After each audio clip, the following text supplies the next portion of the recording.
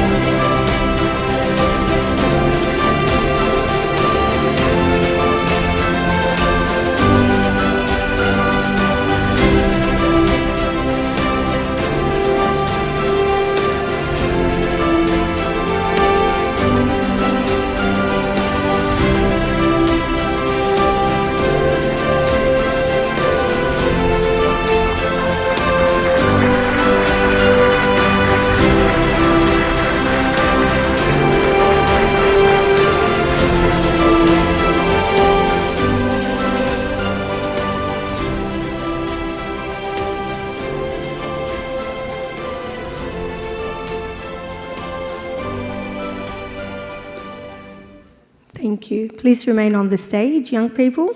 Please join me now, and could I please ask everyone to stand up for the Australian and Iraqi national anthem. Australians, oh, let us rejoice, for we are one and free, with golden soil and wealth of toil.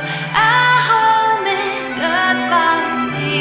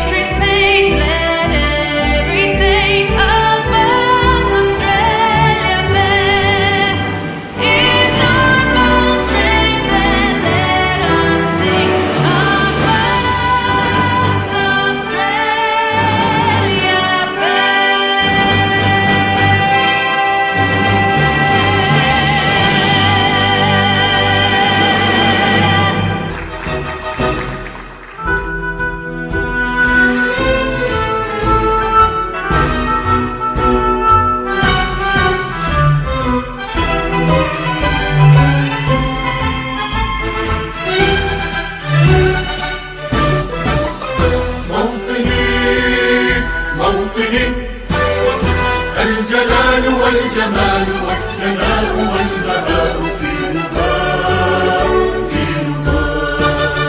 والحياة والنجاة والهناء والرجاء في هواه هل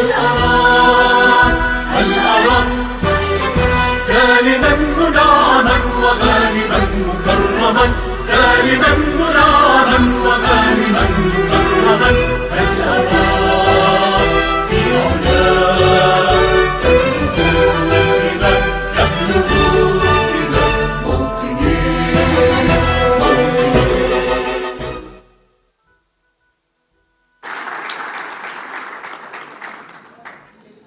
Can I ask the officials and the Iraqi Australian University Graduate Forum board members to join us for a quick photo while we have everyone on stage, please?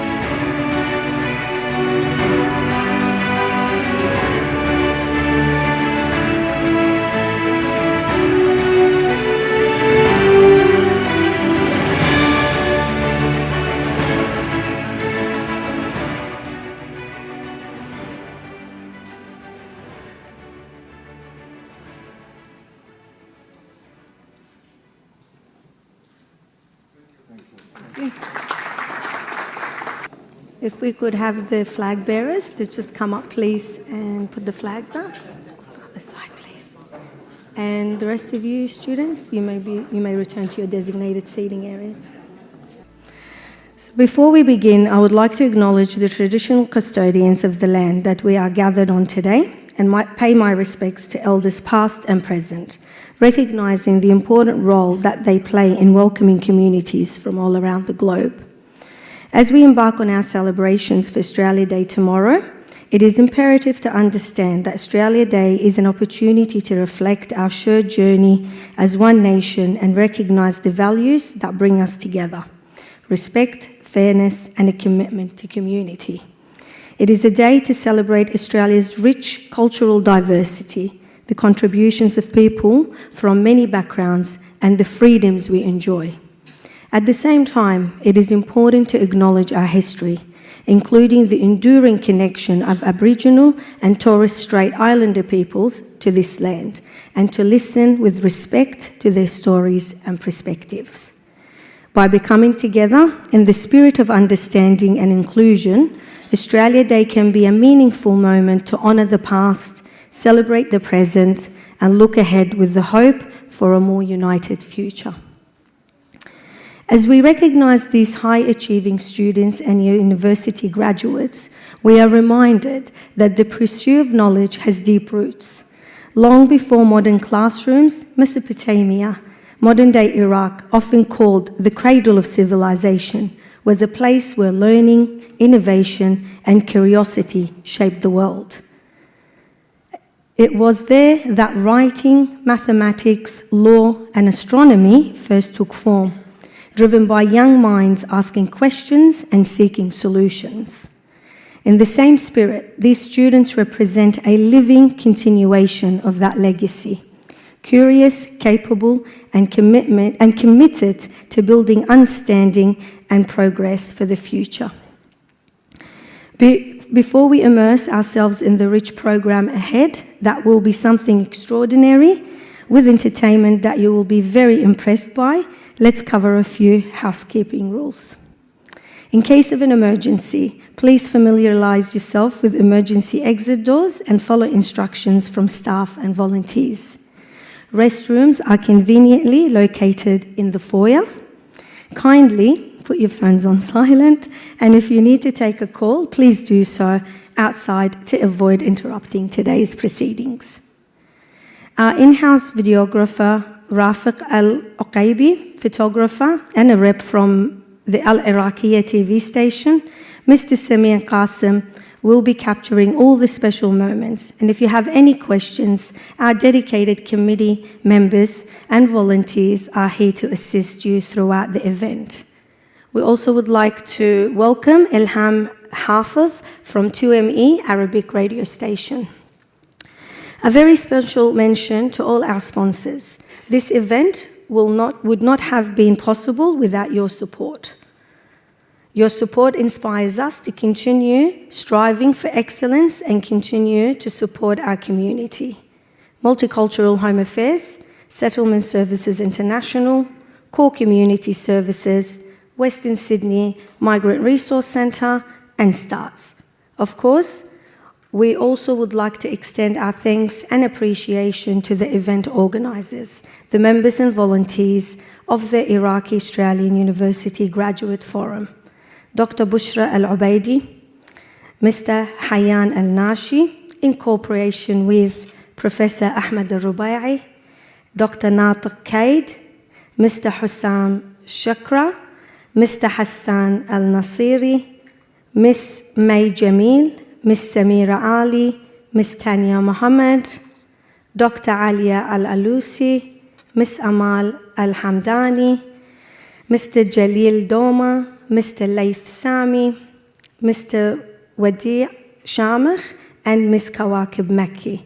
Thank you also to Liverpool Catholic Club for this incredible venue and for all the staff who have assisted us to making this a successful evening. I would like to invite Auntie Caroline Barton, a Community Projects and Partnership Officer for Aboriginal and Torres Strait Islander peoples from Fairfield City Council, for the official welcome to country.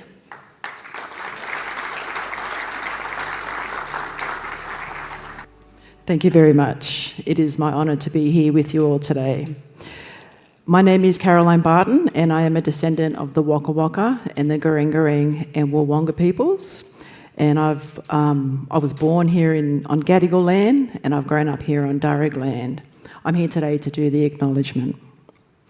We acknowledge the First Nations community, particularly the Darug people, who are the traditional custodians of this land on which we're meeting today. For thousands of generations, over thousands of years, Aboriginal people have lived respectfully and harmoniously here, caring for country, being nourished by their environments. We acknowledge the continuing connections and the special relationship that Aboriginal and Torres Strait Islander people have to this country, or Nara, as it's known. We acknowledge elders of the Darug Nation, from those who have passed to those who are present and their descendants. We also acknowledge Aboriginal elders from other nations who have made their home on Darug land. And also to you, who have made your homes or work or play here on Darug lands. So to the recently graduated students, congratulations, and may you continue to represent yourself well, your communities and your families. Well done.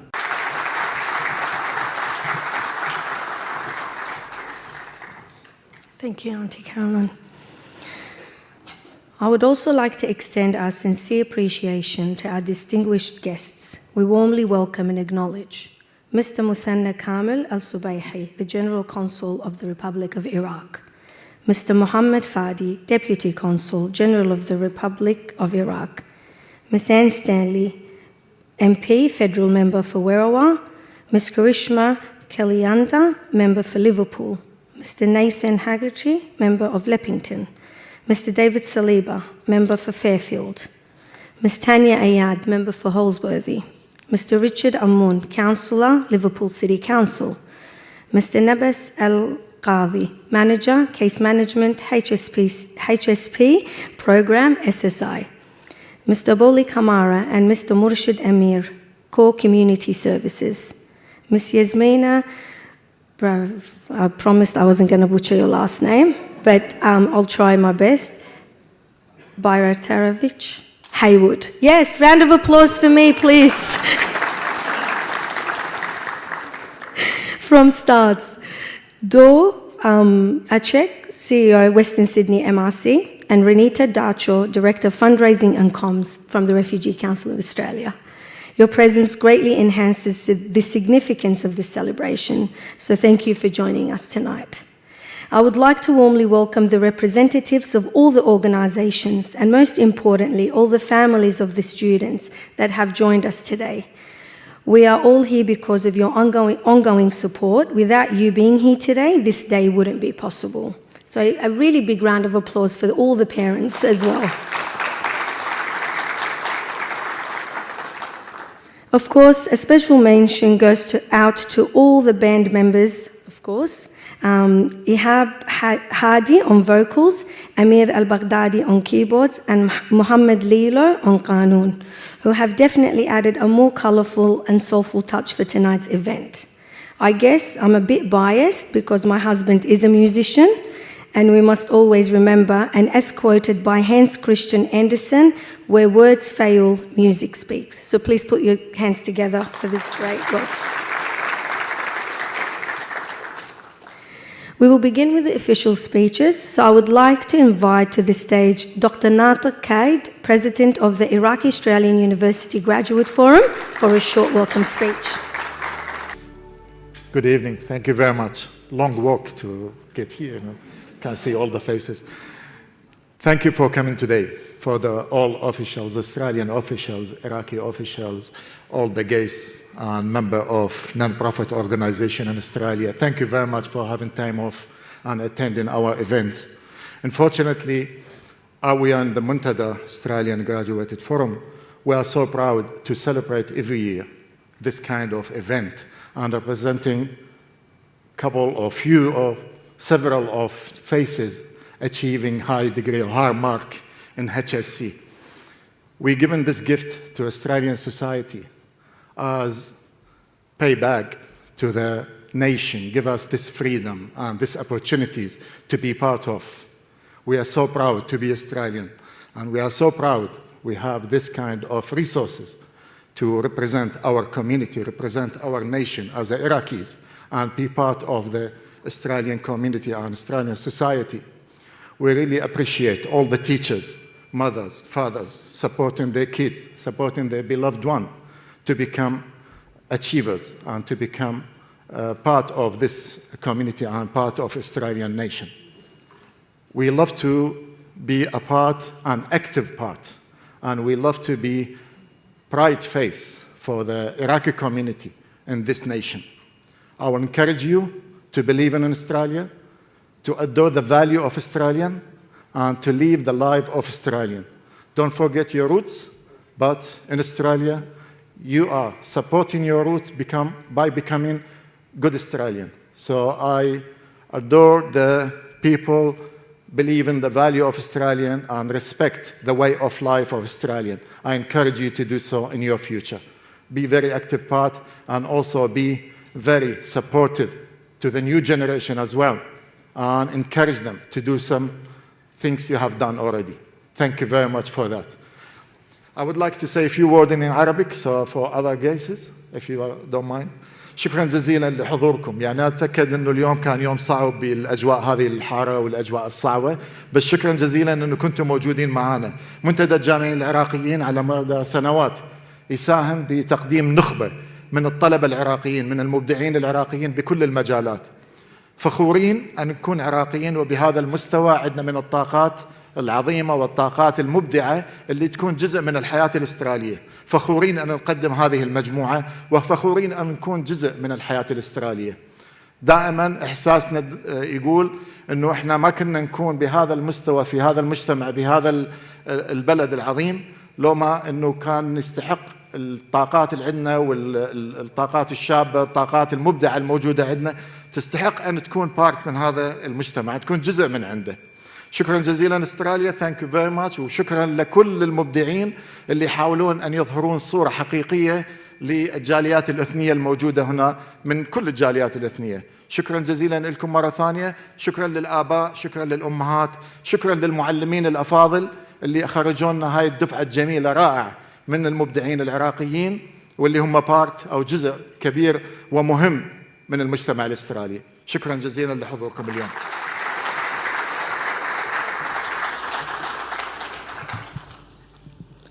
Thank you, Dr. Natiq, for your heartfelt welcome and words of wisdom. Can I now ask Ms. Anne Stanley, Federal Member for Wirrawah, to the stage to give a short welcome speech? I was a bit shorter. I didn't get quite the same length. Thank you very much for the invitation to be with you again. I did try and figure out how many times I might have been to this function. I think maybe 15 or 16 years. It is a wonderful celebration. Can I also start by acknowledging the traditional owners of the land on which we meet today and acknowledge elders past, present and future, and thank very much your warm acknowledgement and welcome to country today. This weekend for our First Nations brothers and sisters is particularly poignant and difficult, and it is time that we recognised their contribution of looking after country and being part of this society for 65,000 years. And it's something that I commit that we need to do better for, and that my government will be looking to make sure we are better than we have been in the last 250 years. So thank you very much for being here. Congratulations to each and every one of the students and their caregivers for the wonderful awards and marks that they got in their examinations. At the end of the year, it is always a difficult time when you finish your schooling or finishing your degrees. How well you'll do, have you done enough, was there something else I can do? With what we're going to see tonight, you did a fantastic job, you worked so hard, and it is just a joy for you to consider yourself part of this country and to be contributing so well to the Australian people and the Australians that we know. Migration is a really big part of what makes this country great. And unfortunately, there are a lot of different voices at the moment, but it's when I come to events like this where each and every one of you contributes every single day to make our community better, to make our community the best place it is. I know that it is important to welcome, to encourage and to thank you for what you do for Australia. Have a really wonderful night tonight. Be joyful in what you contribute and what you've done. It is a wonderful thing that you do. Thank you again for the invitation today. It's been wonderful.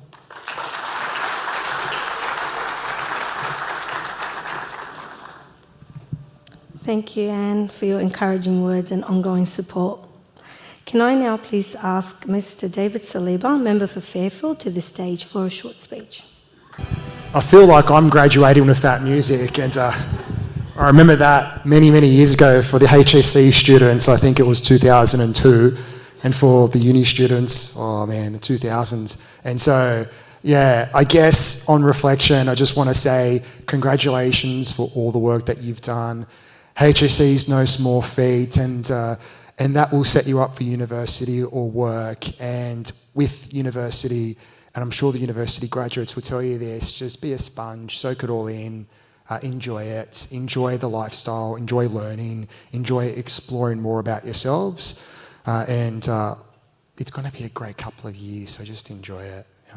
For the university graduates, it's actually quite exciting because you're going to be in a position now where you get a full-time job.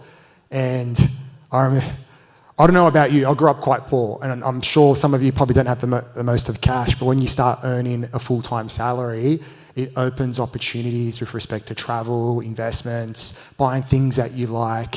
And let me tell you, when you buy something that you worked hard for, it's even more better. So if that makes sense, but it is what it is there. And I just wish you the absolute best in life in that regard. And to the parents and the family members, like, it takes a village to raise a child. You've spent decades raising these amazing people who will go on to contribute so much more to our society, be it in business, academia, science, construction and all other fields. And it's got to be quite exciting to see the next 20 to 30 to 40 years with respect to technological advancements as well. And you're going to be at the cutting edge of that. So I'm so excited there. To the forum also, thank you very much for organising this. It's no small feat there too. And I wish you all a great 2026.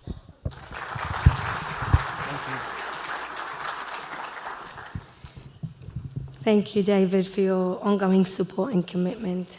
to the organisation. Can I now please welcome Ms. Karishma Kalyanda, member for Liverpool, to come onto the stage for a short speech.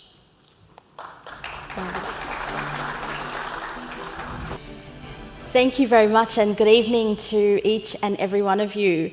It's wonderful to see so many familiar faces, and when Anne mentioned how long she'd been coming to this particular function, I don't think I've been coming quite as long as Anne, but this is certainly a highlight of my year when I get to see just some of the wonderful achievements of young people in our community.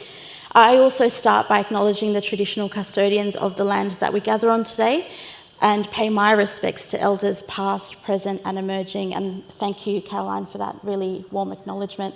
It is important that we, of course, acknowledge and reflect on the experience of our First Nations people and see the thread of Australian history that started 60,000 years ago and has culminated in us all gathering tonight and celebrating the achievements of young people in our community. I'm always telling people, whether it's in Parliament, whether it's people who have never been to Liverpool, or anyone else out there, that I'm a firm believer that the most talented people come from this part of the world. And when I'm in rooms like this, I know that that statement has merit to it, and I can walk into Parliament, share stories of people who have done extraordinary things, or in the case of our HSC and university graduates, people who will go and do some incredible things in whatever area that you are passionate about, whatever area of that interests you, because there are so many challenges that our world confronts, and so many things that your skills, your capacities, your talents are needed, and that is what really excites me. But all of this would not be possible without the hard work of many, many people behind the scenes. Of course, behind every graduate, whether you've gone through university or whether you are looking at that as the next prospect, your parents, your siblings as well. I will not forget the siblings. I know sometimes that it can be difficult to be part of that broader support network. And friends, family, relatives. As David said, it does take a village to raise a child. But for many of us from multicultural communities where our extended families may not have grown up with us, that place is taken by family friends, by neighbours, by other people in our community who are part of that village, that help us succeed, that help us take that next step forward. And in a society like Australia, we are reliant on our community much more than in any other place. And that is part of the reason why, when we reflect on Australia Day and what it means to be Australian and what values that we all share, it is about that sense of having a fair go, that sense of treating people with respect, and embracing them regardless of where they come from. I know it has been a particularly difficult few months, whether it is in terms of some of what people have been seeing on the news or some of the everyday interactions that are quite challenging for many. But we all have a responsibility to come together to not only share our stories, but also learn from each other and learn the stories of people that we may have never met before. And I know later tonight we will be hearing some inspiring stories from some of our graduates who were awarded a few years ago. And I hope for the young people in that room that helps with inspiration in seeing just how the world is your oyster, and where you can go in the future is not limited by whether it's your financial background, where you were born, where your family might come from, or even if you are the first in your family to go to university or to undertake a particular career.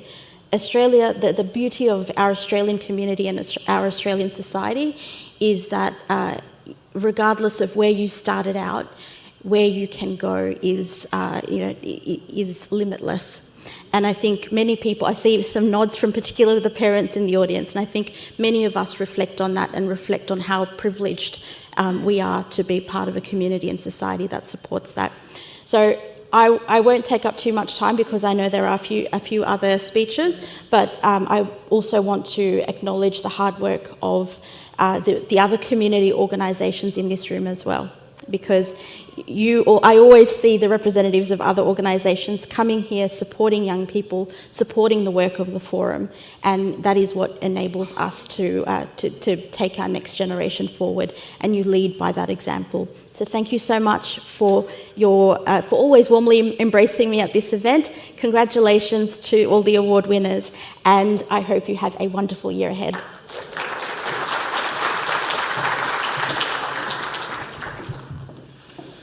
Thank you, Karishma, for your powerful reflections and perspectives.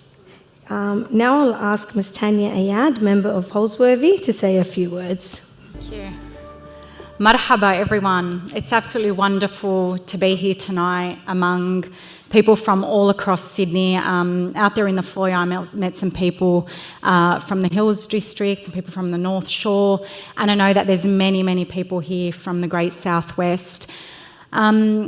Dr. Natik, I just want to let you know that when you were speaking up here, I felt a tremendous sense of pride, and it made me proud, and it reminded me that we truly are the lucky country.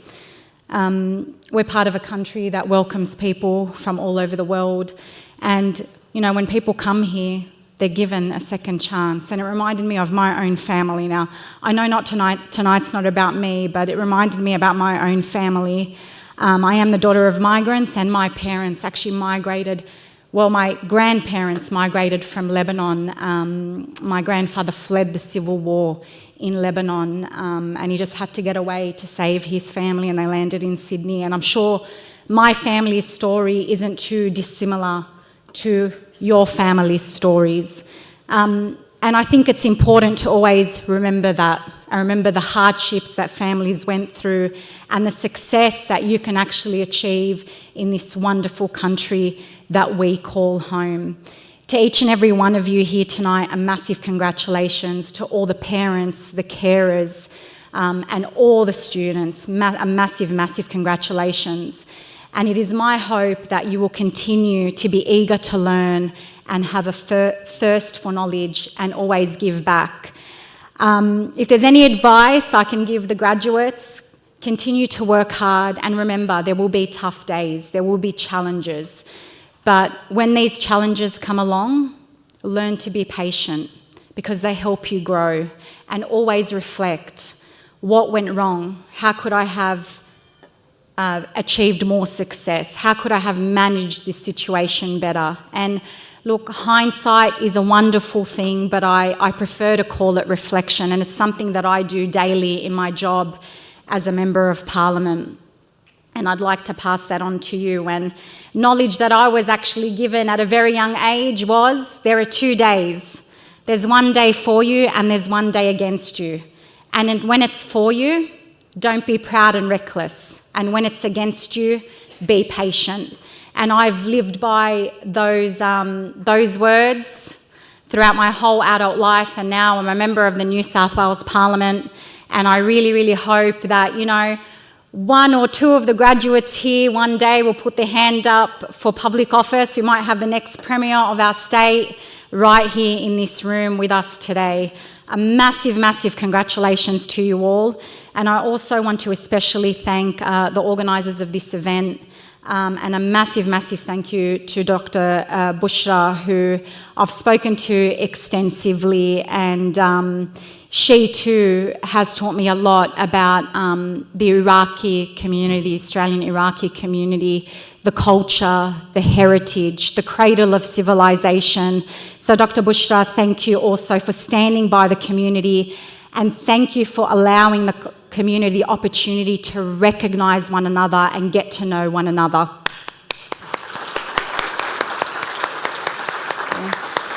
And I know Dr. Bushra has an amazing team around her. I'm very sorry I don't know all of you by name, but thank you very, very much. And I hope that in the future I'll be invited to these events again and get to meet the alumni and the graduates.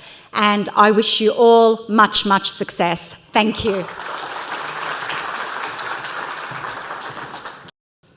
Thank you, Tina, for your support and passion, and I completely agree. When Dr. Bushra called me and asked me to MC, I was actually afraid to say no, and I was like, if Dr. Bushra asks, you just do. And so I really, really appreciate the work that she does, but absolutely agree that, the whole team, does so much behind the scenes that we are often not aware of. So please give them another round of applause. We're going really good with the speeches. I'm really happy. So can I now please ask Councillor Richard Amoon, Liverpool City Council, to address the NTED News. Masal Khair. Good evening, everybody. I'd like to start off by acknowledging the traditional custodians of the land that we're meeting on today and acknowledge past, present and emerging leaders. On behalf of Liverpool City Council and the Mayor Ned Manoon, I'd like to thank the organisers of this beautiful event for inviting us once more year to be with you and to celebrate the graduates of 2025. When you graduate school, it's a large milestone, it's a huge one. So therefore now you've got this new chapter of your life. It's all ahead of you. What you make in the next 5 to 6 years in decisions shapes you as a father, as a representative of your community, and as a leader in your community at the same time. And these three things are key. They're very, very important to us being migrants and being in Australia and integrating into the Australian community. So please, be proud of what you do, always look forward to what you want to do, and always be the best at what you're doing. These are three main important aspects that shapes your future. I'd like to say a few words in Arabic. أولاً بتشكر الأورجنايزرز يلي دعونا على هيدي الندوة الجميلة. The Mayor Ned Manoon ببعث لكم أجمل تهاني وبتشكركم لأنكم أنتم عملتوا هيدي الإيفنت بقلب منطقة ليفربول. This is beautiful for us. للصبايا وللشباب يلي عم يتخرجوا هلأ. أهلكم اليوم اشتغلوا مدة طويلة لحتى قدروا وصلوكم لهالمرحلة هيدي. أنتم اليوم بتمثلوا الكوميونتي، بتمثلوا المجتمع تبعنا. بطلب منكم طلب إنكم ما تنسوا أساسكم، ما تنسوا وطنكم، ما تنسوا البلد يلي وحضتكم والبلد يلي عم تساعدكم لتوصلوا للأحلام يلي أنتم حلمتوا فيها. اشتغلوا، درسوا، و always تذكروا وين كنتوا وين بدكم تكونوا بالمستقبل. بتشكركم. Thank you very much and have a beautiful evening.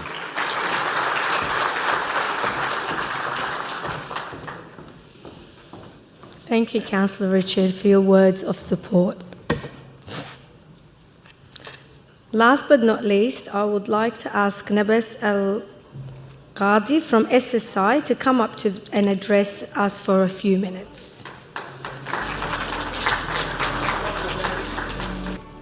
Thank you very much for having me, and really appreciate this time. And it's my honor to stand here and say congratulations to the achievers.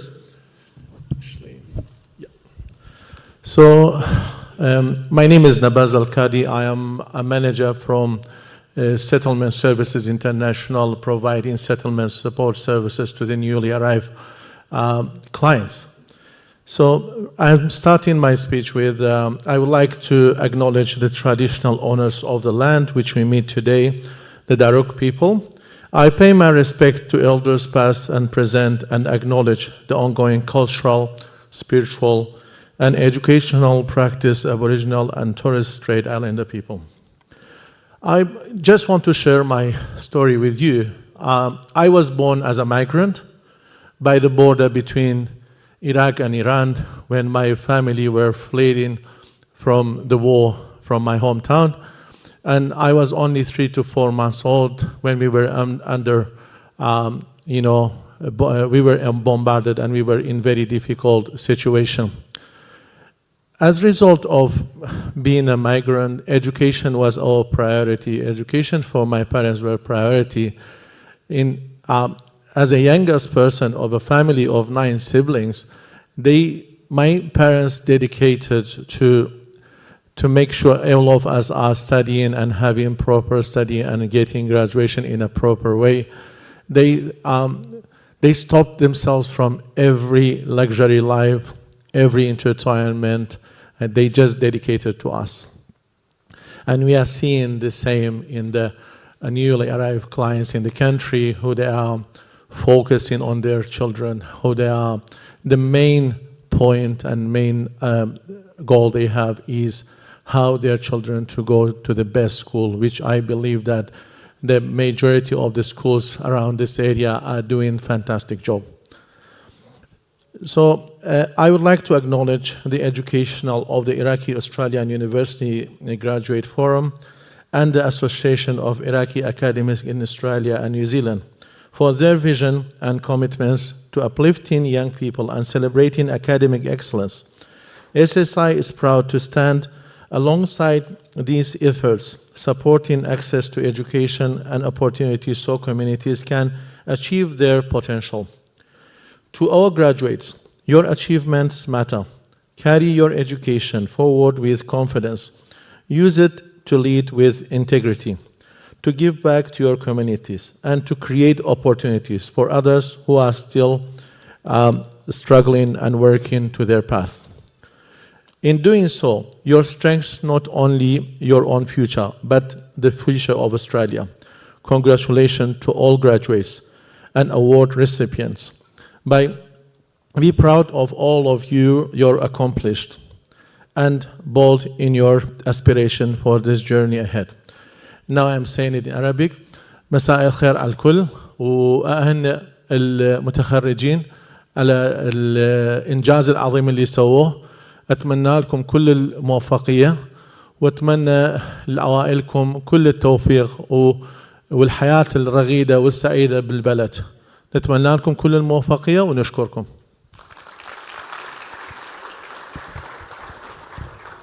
I just got a special thanks from Nebis for pronouncing his name correctly.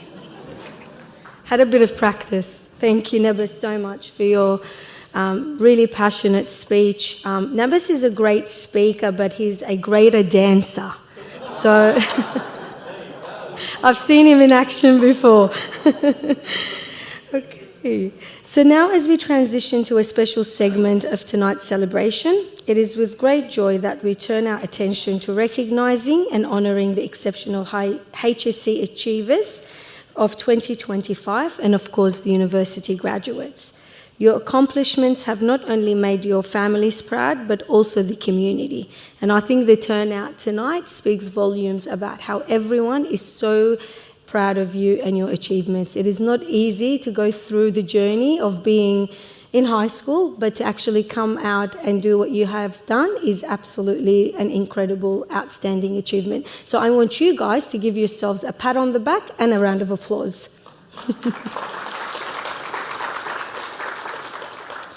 We would also like to take a moment to sincerely thank Ms. Carmen Lazar and Mr. Emmanuel Sada for their support and dedication in liaising with the schools, and we are truly grateful for your contributions in getting all these students together as well. Thank you so much.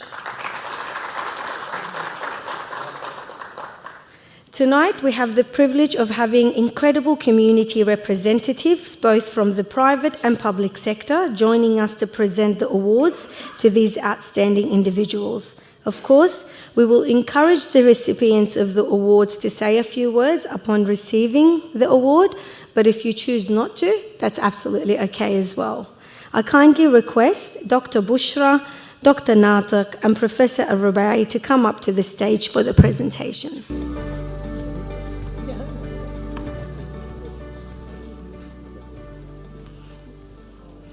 Can I call to the stage Chanel Haydo to receive her award?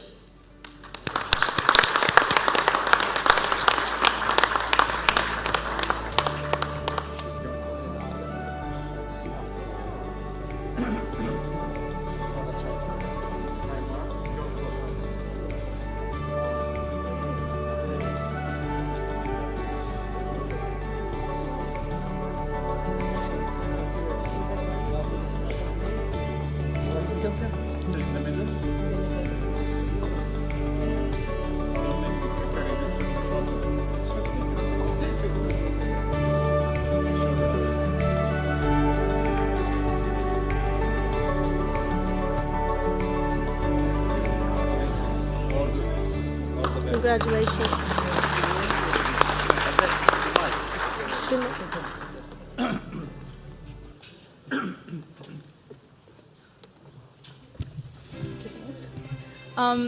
It's an honour to be receiving this award today, and I just wanted to thank the people that were always there to support me throughout this journey, and that's to my family. I wouldn't be up here today if it wasn't for their constant support. They were celebrating all my achievements, and they understood when I was upset about my marks or upset about anything throughout the journey, and they helped me achieve the ATAR that I did. I learnt a lot of things this year, but if there's one piece of advice that I would give to everyone here today is to be reaching for the stars. Always set higher goals, because you never know what will happen. Nothing is impossible. And good luck to everyone here today, and I hope that everyone achieves amazing things.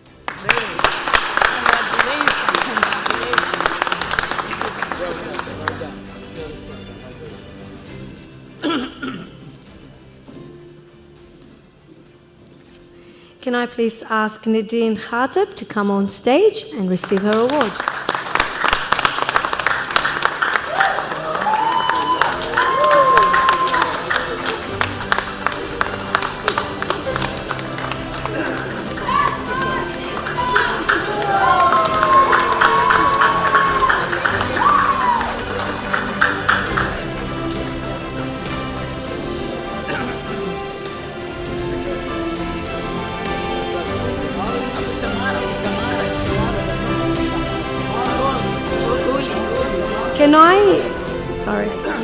If you don't mind, can I please invite to the stage Miss Samira? Yep. Ali and Hassan Ali and Dr. Yasser and Samira and Samara to join me on stage. Dr. Yasser, where is Dr. Yasser? Dr. Yasser. Dr. Yasser. Samara. Come on. They are المنتدى family.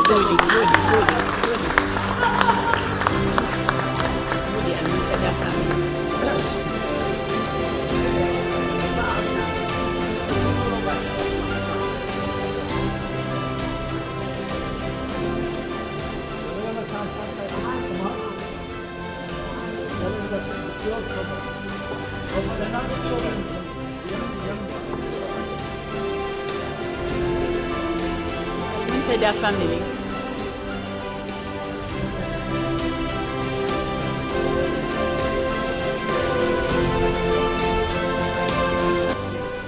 They are really Al Muntada family members, board members. Hi everyone. Okay. First, I'm honored to accept this award, which is dedicated to the support of those I owe the most. First to my parents, who grounded me when I needed them, and my family, who believed in something I thought was impossible. If this journey has taught me anything, it's three important things. First, one we've all heard before: nothing is as big as it seems. Only 3 months ago, our challenges felt enormous and our wins were too small to count. But it's those small wins and the ways we overcame the challenges that have made us who we are. And every one of my peers should be proud of the hardworking, resilient people they have proven themselves to be. Second is to pursue what you love. Our achievements have opened many doors of opportunity, but only we can decide which ones to walk through. In the long run, passion is what motivates, pressure does not. And last and most importantly is that no ambition is too small. Every effort dedicated to your goals and every step in the direction of your dreams is worth it. So never measure yourself by how far there is left to go, but by how far you've already come. Thank you. Thank you.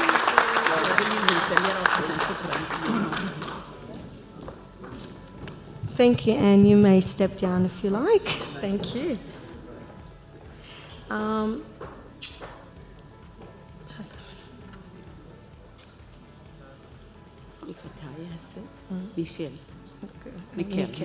Okay, can I please ask Mikal Dincha to come on stage and receive her award?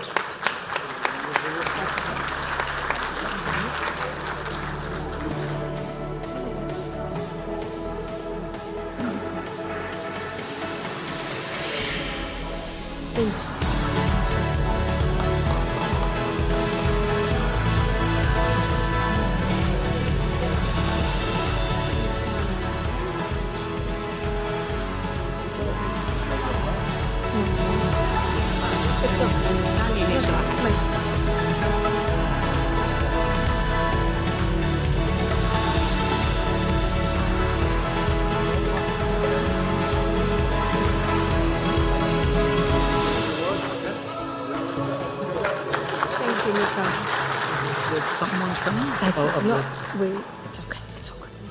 Can I now ask Max Chano to come up to the stage to receive his award?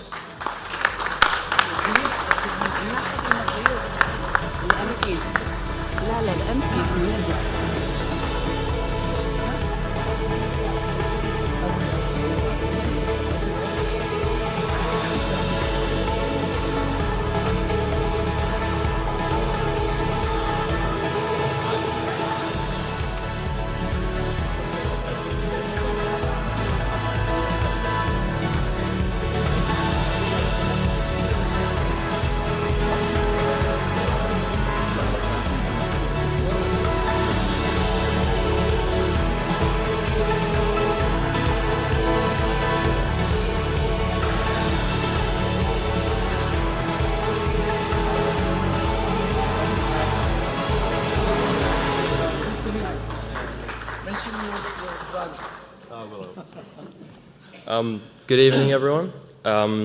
Just want to thank everyone involved in organising this beautiful event. I'd also like to thank my family for supporting me this year and helping me, make my studies smooth. And also, by request, shout out to my grandpa, who's big idol of mine. And yeah.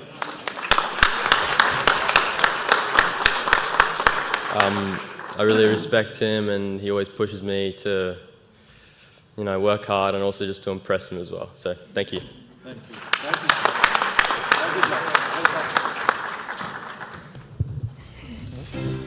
Can I please call General Consul of the Republic of Iraq, Mr. Muthanna, and Mr. Mohammed Fadi, Deputy Consul, to the stage to award the next recipients? And can I also please ask Board Member May and Jamil to the stage as well?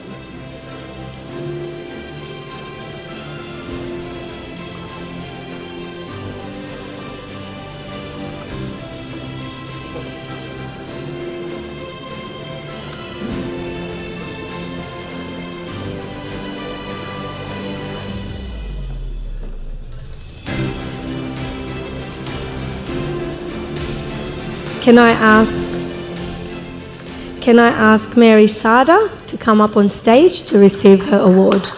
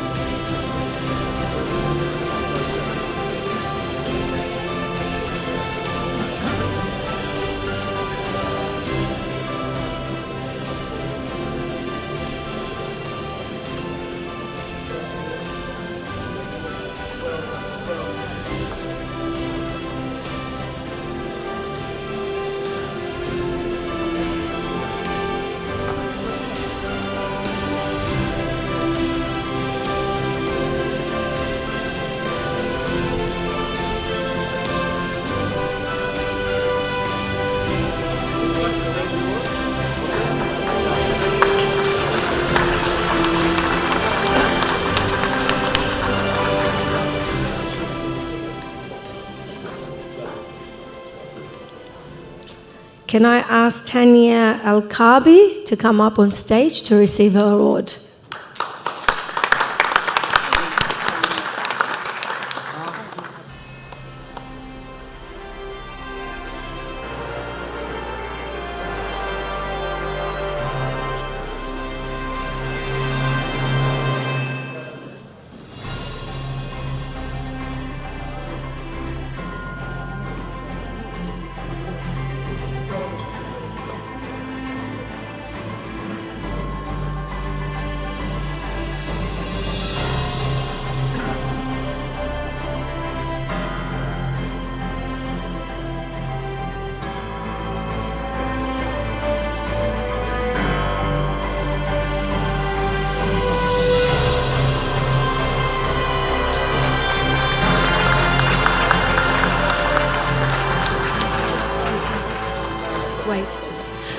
Can I please ask, I'm sorry, but can I ask Mikhail and Max to come up again and take an official photo with the officials because we missed the previous one? So just make your way here.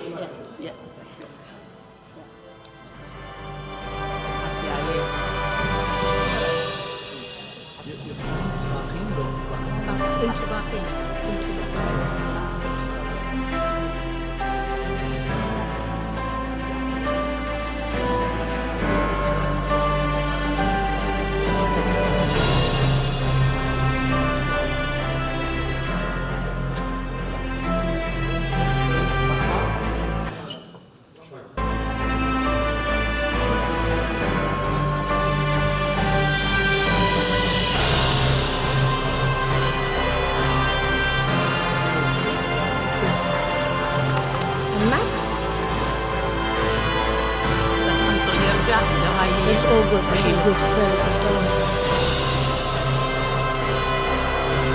What are you?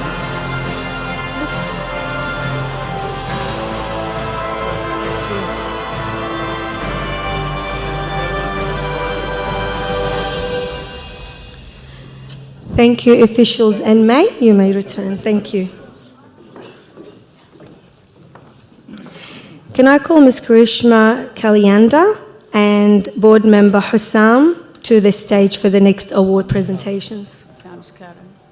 Hussam Shkara.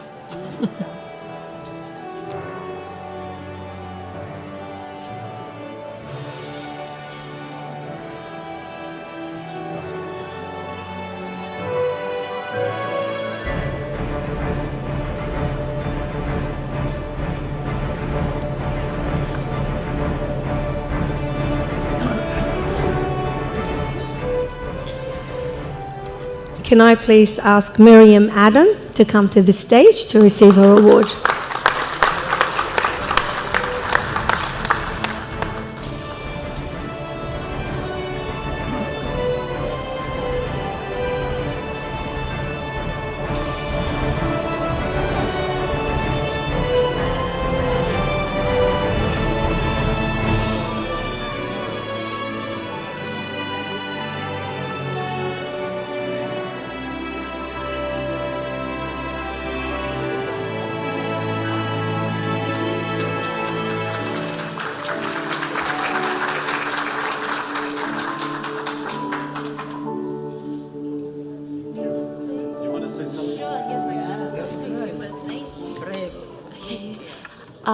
Thank you so much for the opportunity.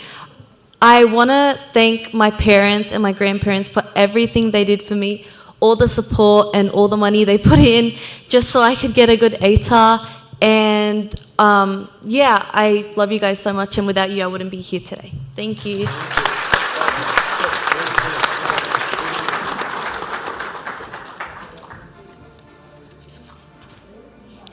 Can I please ask Zakeen Hijwil to come up on stage to receive his award?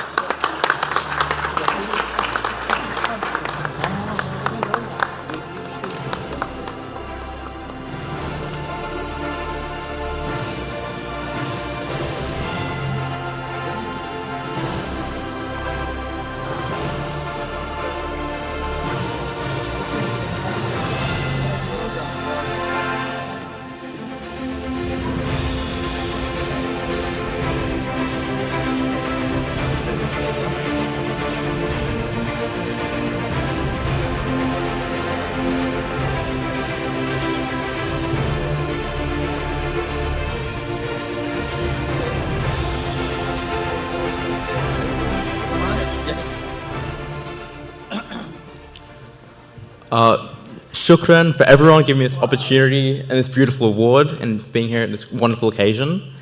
I wanted to give a massive thank you to my parents and my grandparents especially as well for presenting me with such a wonderful support during this quite difficult year.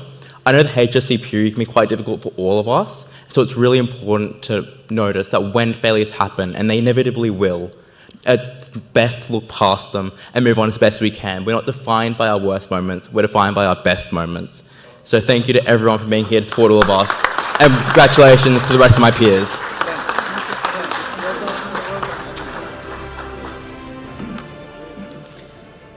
Well done. Can I now please ask Olivia Ishak to come on stage to receive her award?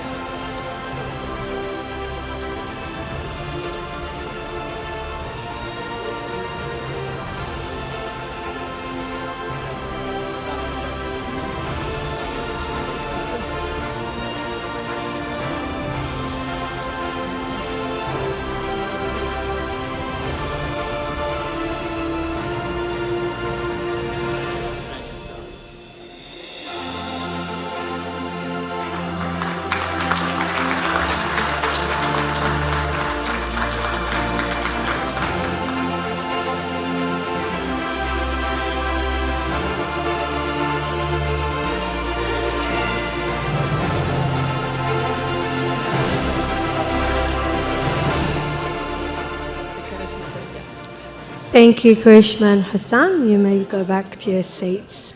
Can I call on Ms. Carmen Lazar and board member Laith Sami to the stage to present the next awards? Instead of Salib and Guli. Because Salib and we left, that's why.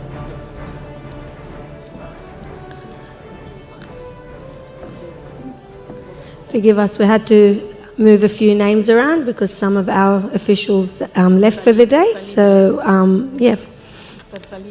Yes, that's all good. Okay, can I please ask Antonio Tawfiq to come up on stage and receive his award?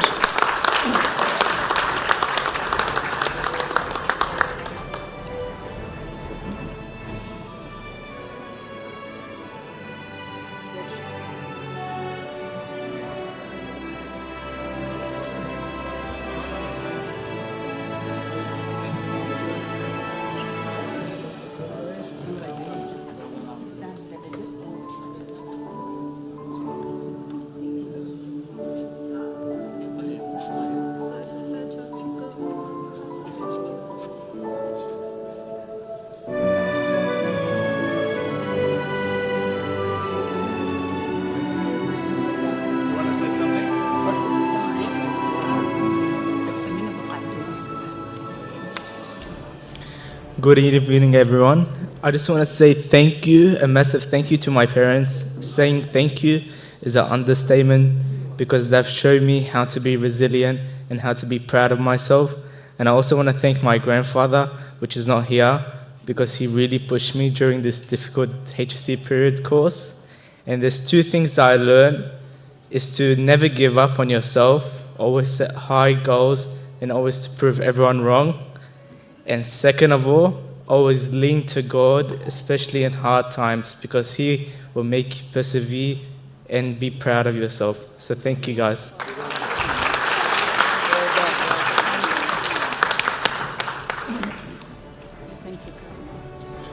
No, not yet, not yet. Can I please ask Rawana Al-Khamisi to come up here and receive her reward?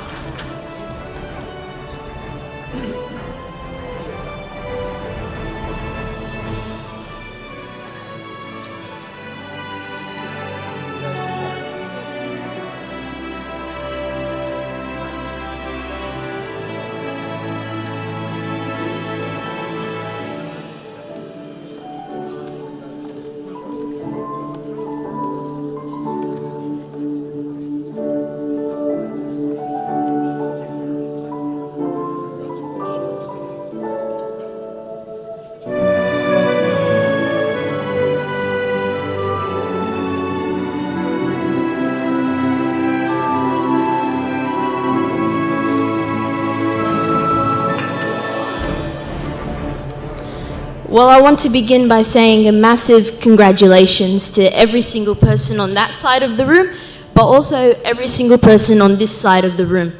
Because even though the HSC and university students are the one who received the result, we wouldn't have received it without the continuous support of our loved ones.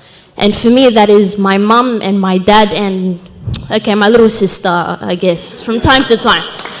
Thank you to you guys. And if I have one piece of advice for you guys, something that I learnt during my senior years of high school, that is to always ask for what you want. Because if you don't ask for it, no one will know that you want it. Ask for it, fight for it, do whatever you have to do, but make sure you get it. Thank you, thank you.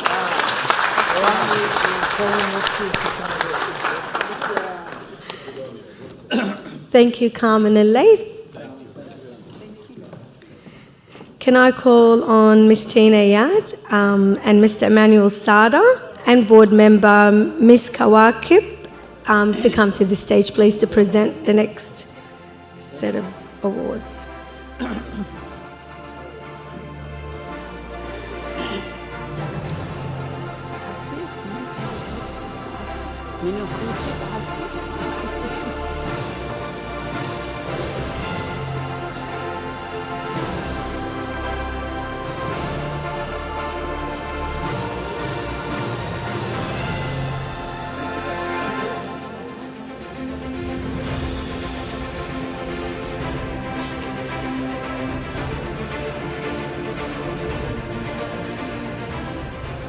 can I ask Nina Odisho to come up to the stage to receive her award?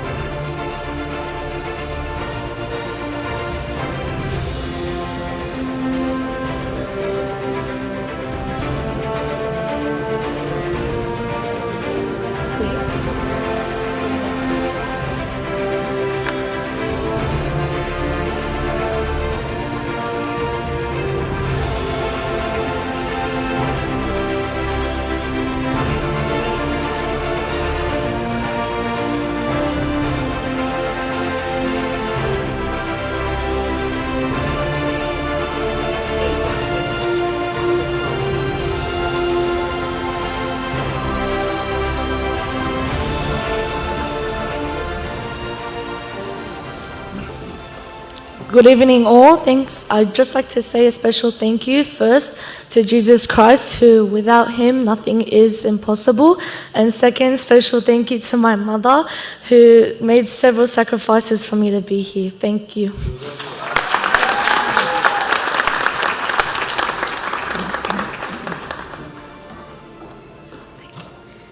Can I please ask Santa Dincha to come on stage to receive her award?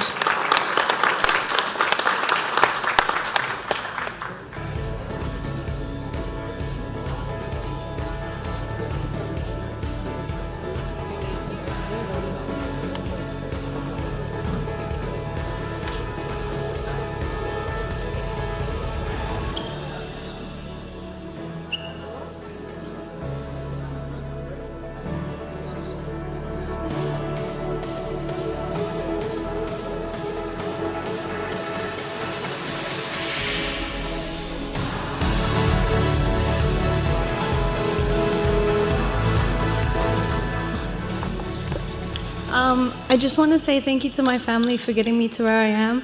Without them, this would not have happened. Thank you.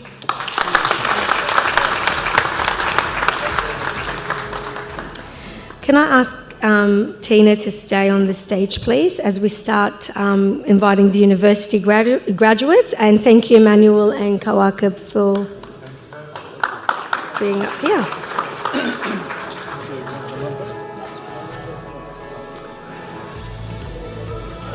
Can I please ask Mr. Karim Nasser, a Montada member, and Ms. Amal Al-Hamdani, board member, to join us for the next presentation? And now we have the honor to presenting our uni graduates. Congratulations to each one of you for your resilience and commitment. We are confident that this is just the beginning of a journey marked by even more remarkable achievements in the future. Please join me in welcoming to the stage and celebrating the success of these university graduates. Can I please ask Sally Nasser to come up here and receive her award?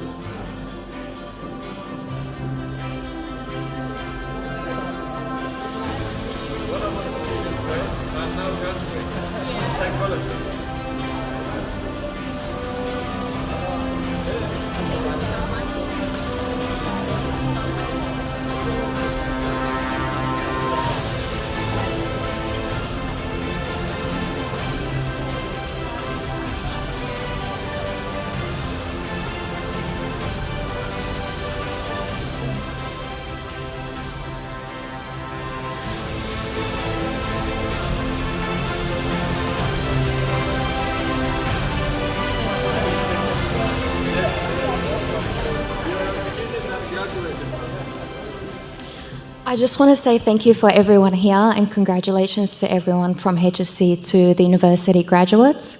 A special thank you to Dr. Bushra and every other board member for organising tonight. It's an honour to receive this award.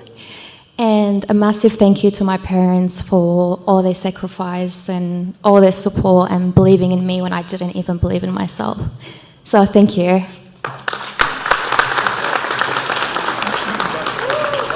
Thank you, Tina. Thank you, all officials and parents. Thank you, Tina. Thank you.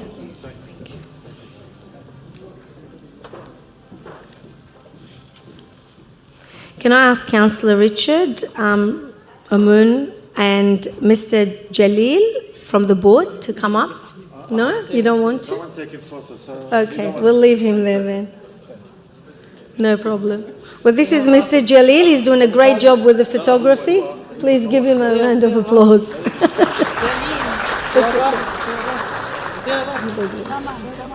You should do a selfie.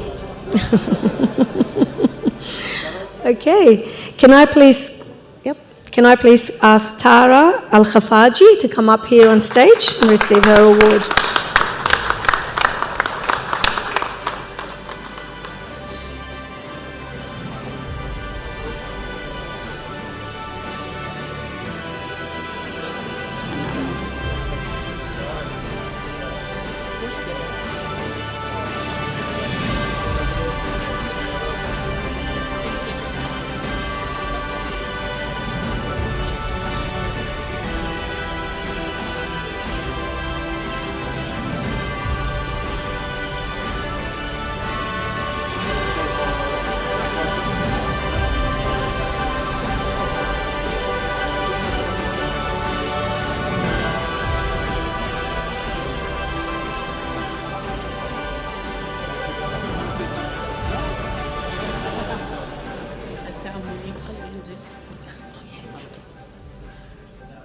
Okay, can I please ask Rita Baida to come up on stage to receive her award?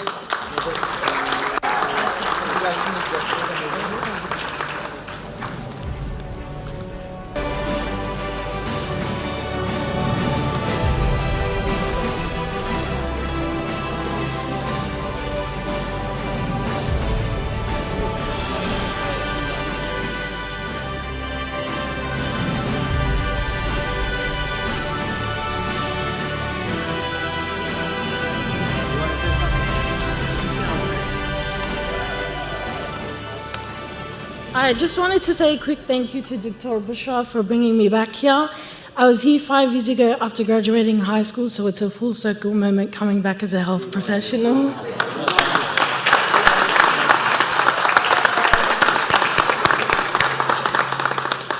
Thank you, Richard. Thank you. Can I kindly ask Nabas and Miss Hannah Kamara to the stage to present the next few awards?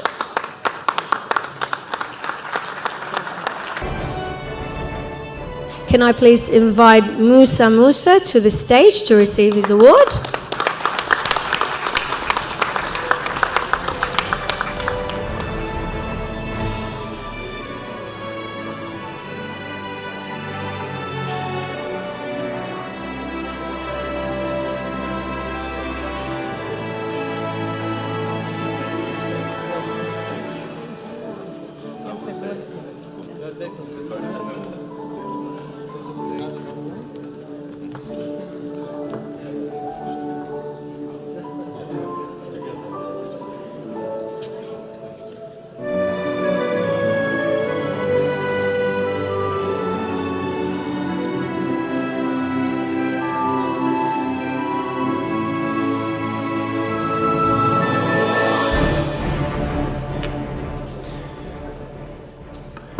Good evening, members of the Graduate Forum, family, distinguished guests, and fellow graduates. I'd first like to say thank you to the Iraqi Australian University Graduate Forum for this award and for the continued support and dedication it provides to the Iraqi Australian community.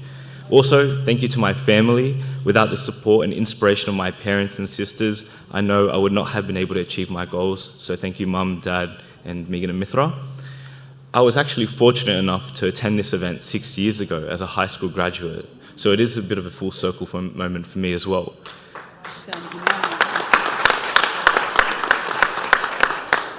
Since then, I've graduated uni with 2 degrees and have begun full-time work in commercial law. So I do have a little bit of advice for the high school graduates. I'm not going to say work hard because it's clear that you already know to do that. But university isn't always easy, and balancing study with work can be very challenging. So when things get busy, oftentimes it's your social and personal life that can quickly dwindle. One thing that I was really bad at, but I'm actually learning to get better at, is making time for myself and the things that I still enjoy and I'm passionate about. So for me, that's sometimes cooking, but it's also playing golf, even if I'm really bad at it. So please just remember your passions and your extracurriculars should never be a negotiable, they should always be non-negotiable. Because hard work is not measured only by a grade or a score, but by the experiences you have and the people you meet along the way. You never know how those experiences, relationships, and lessons outside of academia might help you in the future. I know they've definitely helped me. So thank you again for the award, and thank you to the Graduate Forum as well.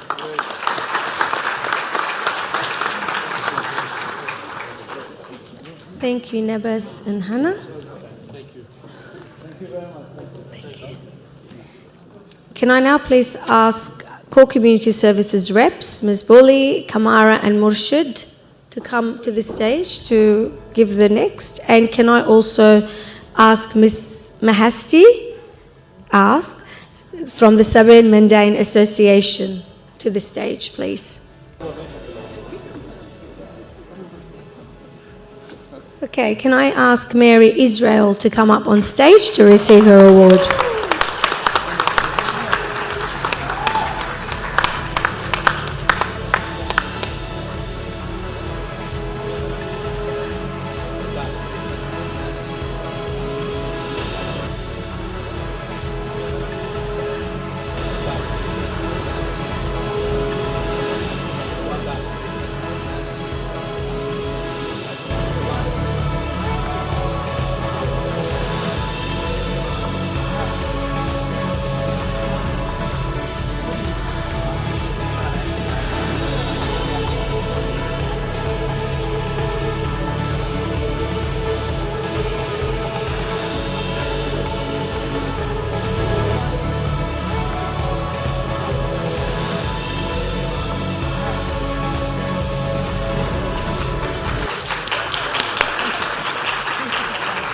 Thank you, officials.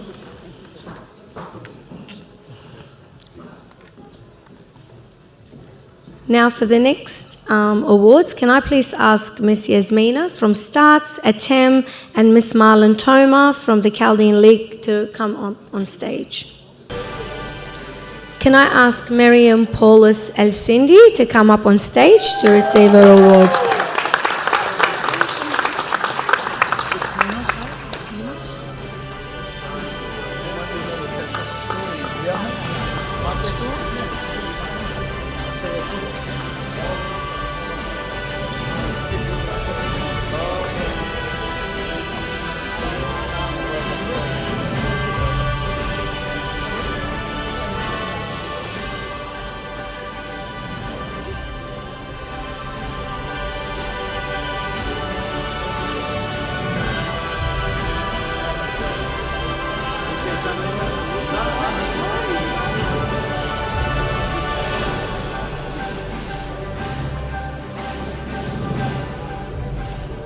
Can I kindly ask Myrna Kandalan to come up on stage to receive her award?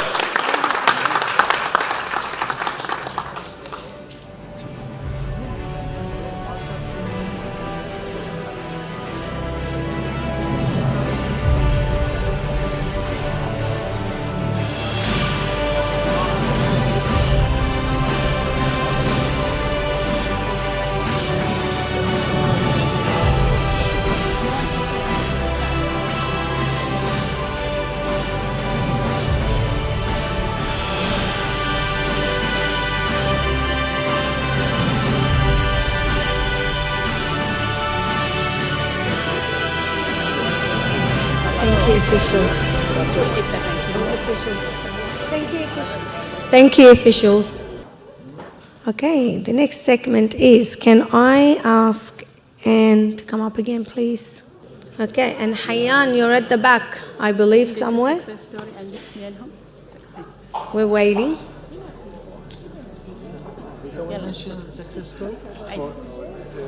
Okay, the next few recipients for the awards are some incredible people who will be sharing their journeys of success in the panel that's coming up. So we will actually present the awards, and that way you can get and immerse yourselves in the conversations that will take place.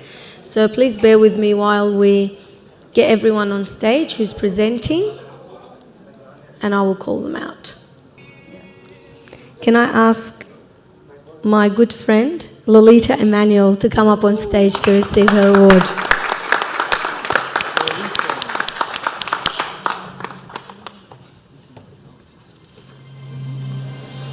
Success stories.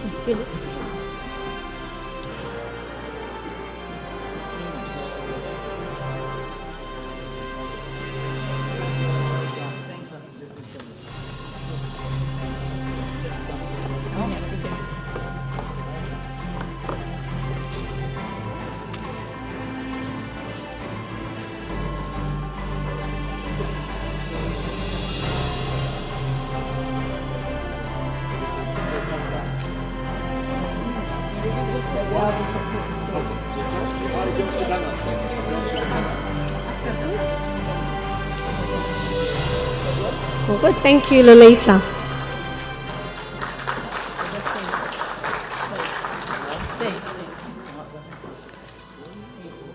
And now can I please ask Safe Kate to come on stage to receive his award.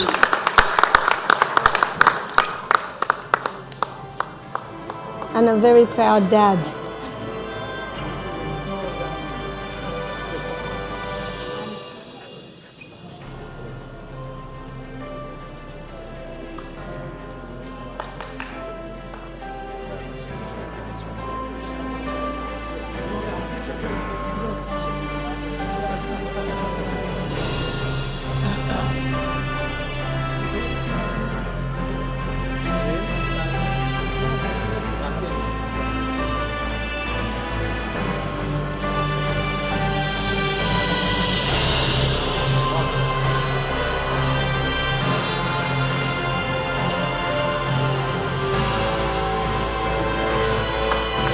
Thank you. That's it. That's it. You're officially off the hook.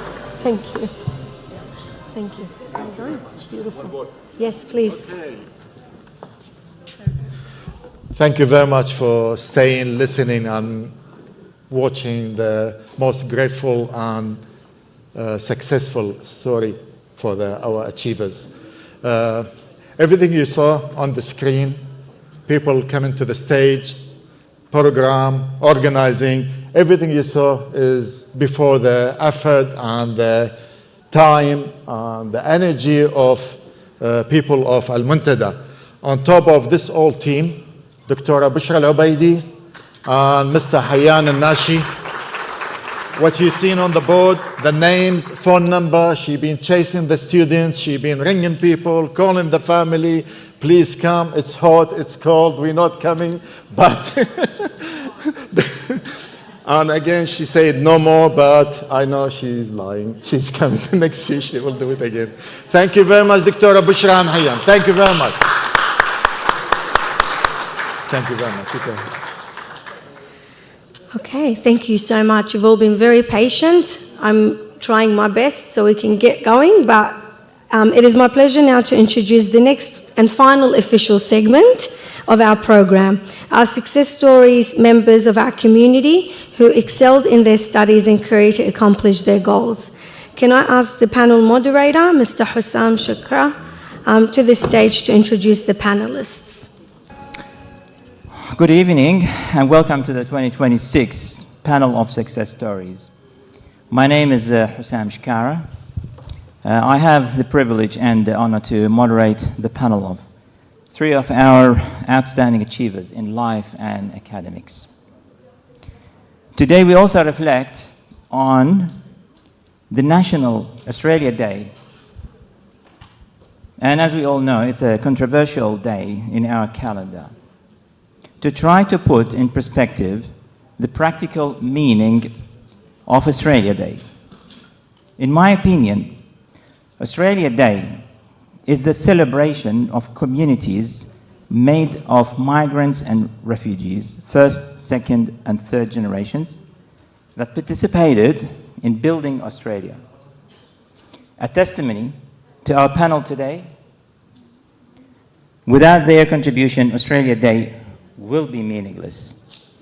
And the question here is why Australia Day is meaningless without celebrating the contribution of our migrants and refugees, first, second, third generations. Answer is very short. In short, it's a reflection of Australia's evolving identity, and that is critical to identify ourselves as our identity. Recognizing the contribution of migrants and refugees reflects how Australia has evolved into a modern, globally connected, multicultural nation. Their stories are part of the broader Australian story of innovation, resilience, and progress. It's also about celebrating diversity and inclusion. Australia is a multicultural society, recognizing the accomplishment of people from varied backgrounds highlights the strength that diversity brings. It encourages acceptance, understanding, and mutual respect among communities. Let me introduce our panelists today. Mr. Musa, here we are. He's a Bachelor of Actuarial Studies and Bachelor of Laws. Luita Emmanuel, Doctor of Musical Arts at the Sydney Conservatorium of Music, and Saif Qadi is a Bachelor of Psychology with honors and Master in Clinical Psychology. Please put your hands together and give our stars a big round of applause. I must admit, I was mesmerized to read their stories. And I believe their stories should be taught in schools and part of the curriculum. It is really, really outstanding stories. Let me start today with our first topic of discussion, which is your achievements and challenges. So let us start with achievements and challenges faced our distinguished panelists. I will start with Musa first, and I will ask him to quickly introduce himself, give us what's his achievements academically, and what does he do currently. Hi everyone, my name is Musa, and in 2025 I graduated from the University of New South Wales with a Bachelor of Laws and a Bachelor of Actuarial Studies. Alongside studying at university, I taught at my university in the actuarial school, teaching courses from bachelor's level all the way to master's level, and now I currently work at a commercial law firm here in Sydney. Musa, this is a really highly specialized area, and it's a very niche area of study. Can you also please tell us what was the driver to get into these fields, and a little bit about what was your aspirations? Back in high school, I had a great love of mathematics, and I was very good at it, as well as a love for debating and mock trial and public speaking, and I knew that I could pursue both of those passions by doing this unique double degree. I didn't know whether I wanted to work as an actuary, work in finance, or become a lawyer, but I thought I would keep my options open and I'd give myself a unique double degree that could give me different perspectives no matter which one I chose. Perfect, perfect. Can you also share with us some of your challenges you had in your career or life in general? I think one of the greatest challenges, and I'm sure many other first-generation immigrants will face a similar challenge, is not having someone necessarily to look up to in the field that you have chosen to pursue, who has maybe shown you the path. Now I kind of have realized in my place of work that there are other Iraqis who are in positions much higher than me, but when I was back in university, I didn't know who to look to as a role model, someone to tell me who to have a coffee with or who I should probably meet up with. Whereas I've noticed maybe in other cultures, those opportunities are definitely much more available. So I think that was a great challenge, just knowing what path I should follow when there was no one before me. I think that's a very good way of putting it.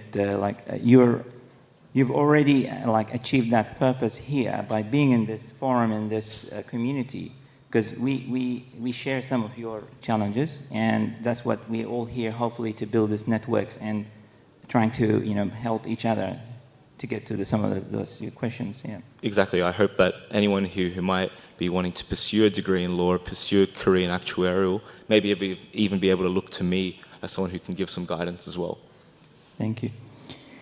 Now I would like to transition into a different world, the world of history, arts, and music.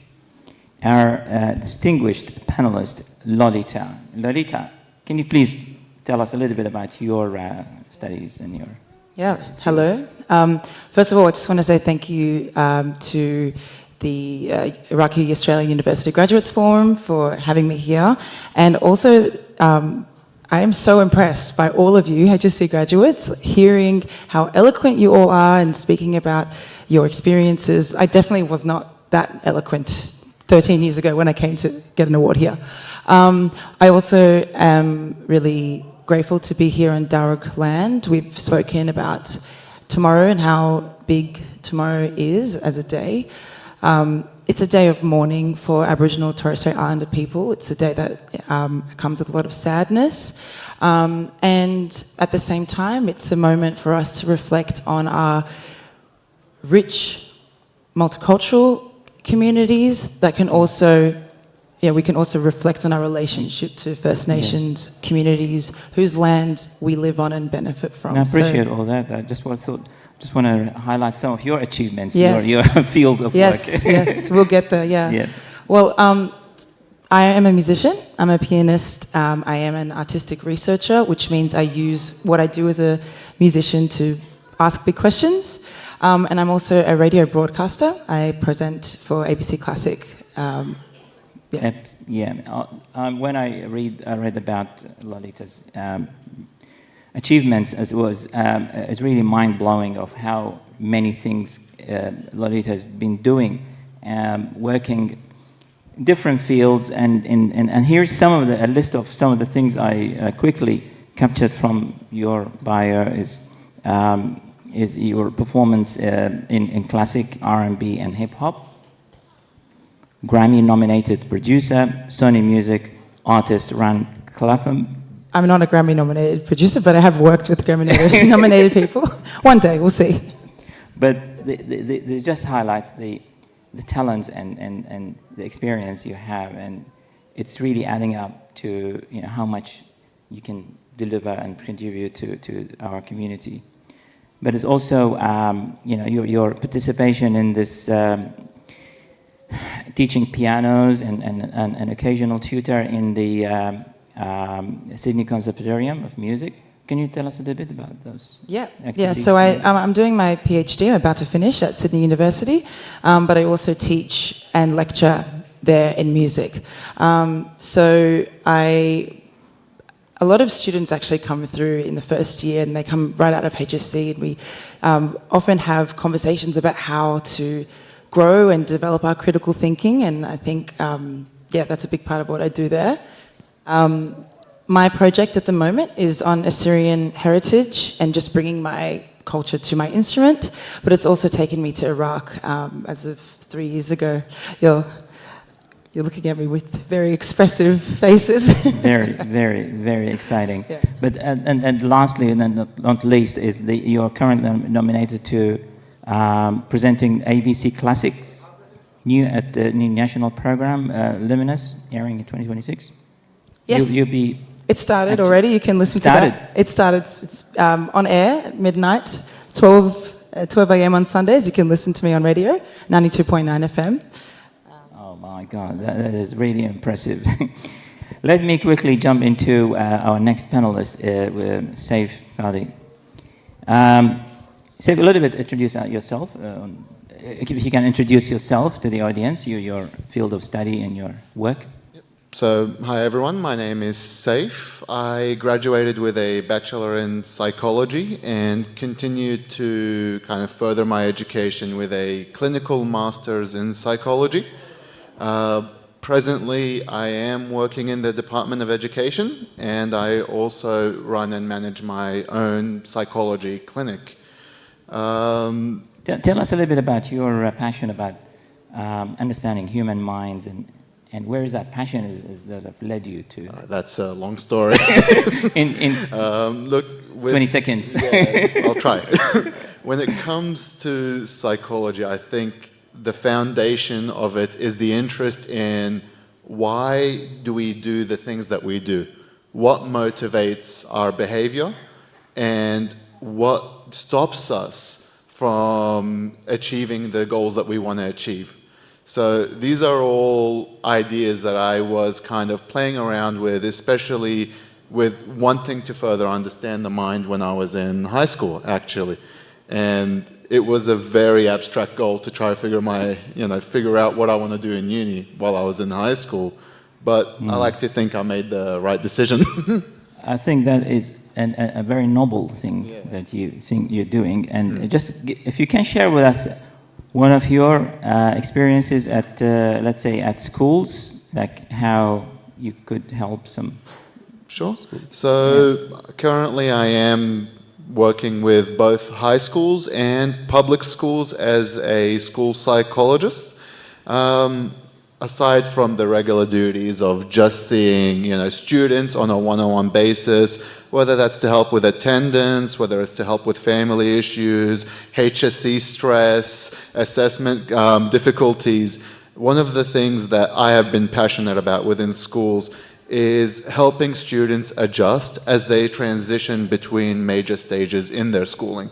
So that's from preschool to kindergarten, year 6 to year 7, and year 10 to year 11.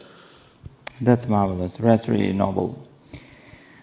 Thank you very much for sharing all your stories and your experiences and your achievements. Let me jump quickly straight into the next topic that we want to just cover swiftly, is the identity and belonging.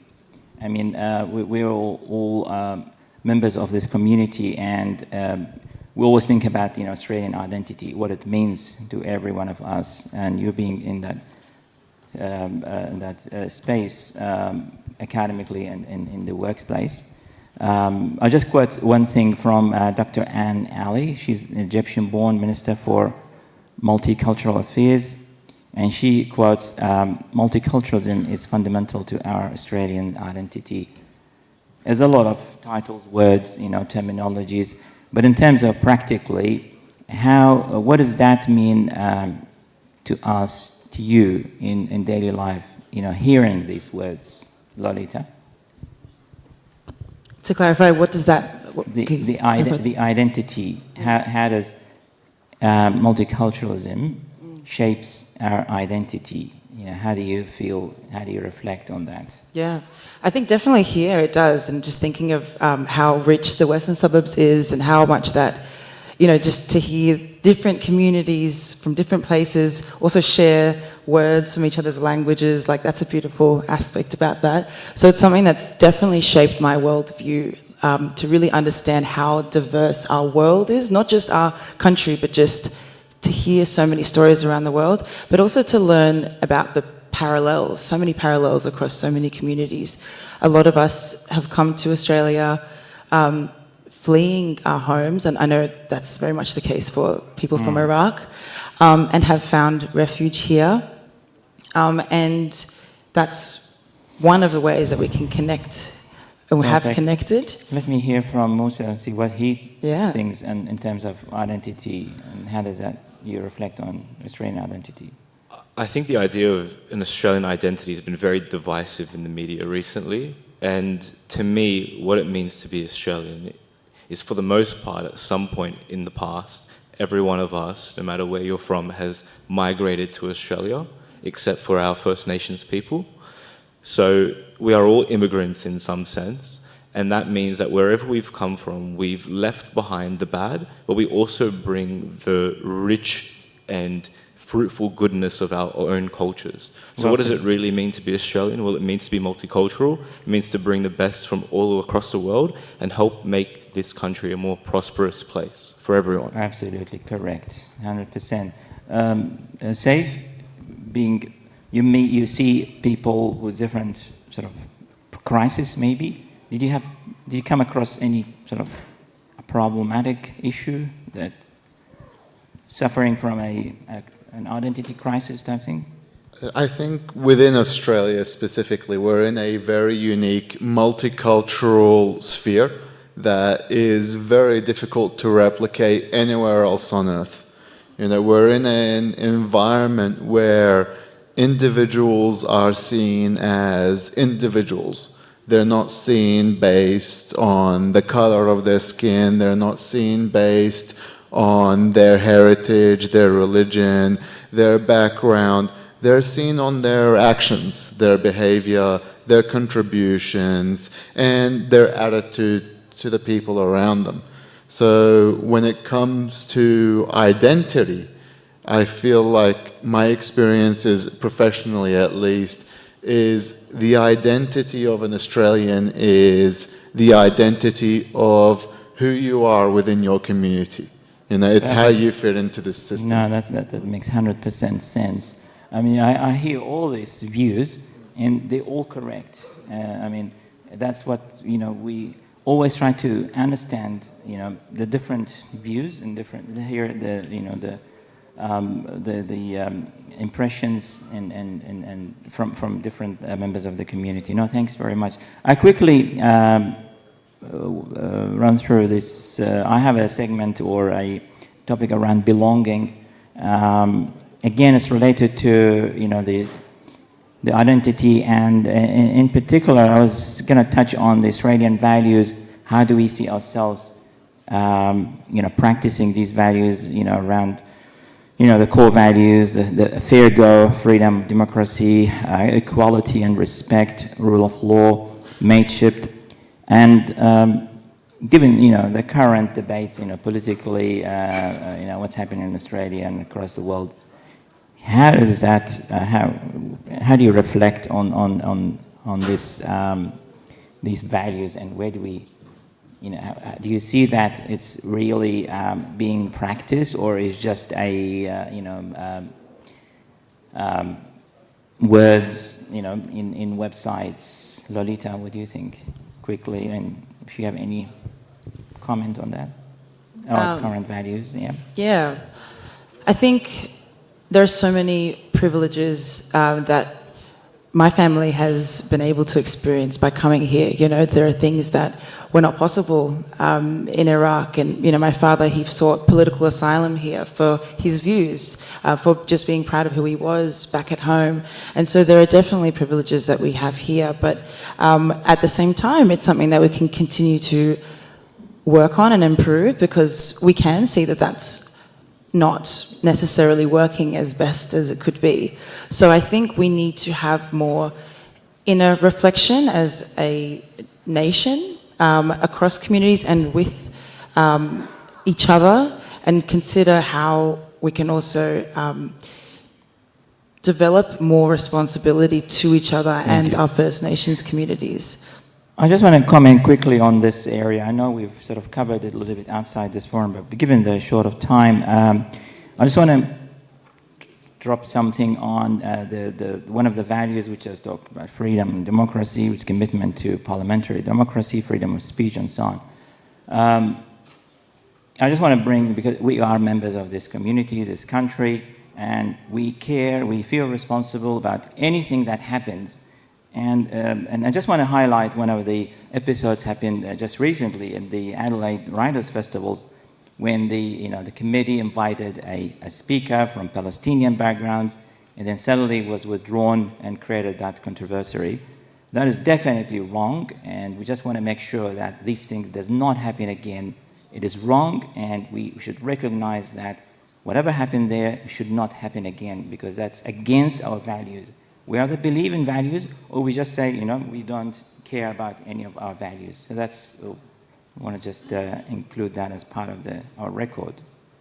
I just want to finally quickly talk about, you know, one of our specific things related to us as Iraqi Australians. And I just want to talk about the Iraqi Australian story.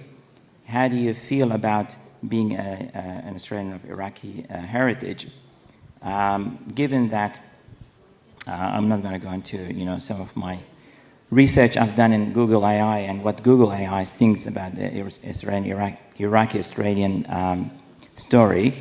But let me, and by the way, Google AI, when it was asked about the Iraqi-Australian story, it mentioned in the end that a lot of Iraqi members of the community, they're trying to rebuild their lives in communities like Fairfield, New South Wales. So it was recognized that Fairfield being the hub, the representation of Australian, which puts a lot of pressure on residents of Fairfield to please, reflect the nice things about Iraqis. Okay.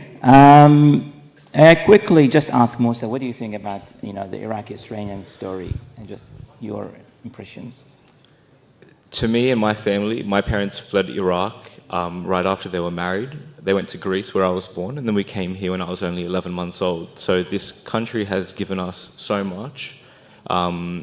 If not for this country, I would not have been able to study. I'm going to stop you here about giving us, and as in giving. It's not actually. I wouldn't say give. I would say provide opportunities for people to grow, to contribute. Yeah, it's definitely given us those opportunities to allow us to study and work and have a nice, prosperous life. And I think what it means to be an Iraqi Australian and be a good representative of Iraqi Australians is to also give back to this country through our studies, through our professional work, and through our own extracurricular endeavors that we give. Remind you that a lot of those institutions, like educational institutions and health, they're run by migrants, and a lot of them are of Iraqi descent. So while we say given us, but we have provided that facilitation to enrich and to grow. Quickly, Saif, what do you think about the Iraqi-Australian story before I wrap up? Look, for me, the Iraqi-Australian story is a bit different. I think in 1999 was when my father had left us to immigrate to Iraq, and we all came in as refugees. This I would probably very definitively say was an opportunity that was given to us. Having rejoined and come to Australia in 2005, I can definitely say that the education, the open arms, the community supports, the SSI, the Salvation Army, all these organizations, right? You mentioned they are, powered by that migration force. I would say they're powered by the Australian force. Each one of these people who've come from different countries, who've settled and called Australia their home, are Australian, right? Mm-hmm. The Iraqi-Australian story essentially becomes the Australian story. It becomes the story of individuals who are seeking a better life for their family, for themselves, for their future, who found a way to become Australian, to identify with a land that is welcoming and full of opportunities. Thank you. Thank you very much. Well, really well said and well described by Saif and Musa. But now, let me get to the final thing that we want to do at this forum is I want to ask Lolita to give us a little bit. Lolita has been involved in production of a film, and the film is about performing Assyrianness. It's a very deep-rooted in the history of the Iraqi Assyrians. So can you please give us a little bit of overview of that film? Yeah. So what you're about to see is a performance from a film that I produced and performed in for my doctorate studies. It's creative work that we have to do, along with writing a thesis. And this is a performance that tells a story about not just, well, first, my experience as an Assyrian and my community's experience as an Assyrian, but also a story that many Iraqis can relate to. And it actually features propaganda footage by ISIS when they destroyed Mesopotamian artifacts at the Mosul Museum. And this was devastating. It was erasing our history, but also erasing the connection that many of our communities in Iraq, indigenous minority communities, the connection that they have to these symbols that remind them of home. And so in this performance, I wanted to create another way to reconnect with those symbols. You know, ISIS, they might try to destroy that history, that heritage, but they cannot prevent us from reconnecting in other ways and remembering this rich history and memory of home. No, thank you very much, Lolita. Really, when I read about it, when I heard it, it was really emotional, and it was very heart-touching. And we're actually going to leave you with that film. You're going to see it. It takes only about 3 minutes. But before we do that, can I please ask everyone to put your hands together for a big round of applause to our panelists with their 2026 amazing and aspiring professional members of our distinguished community. Thank you very much. Thank you.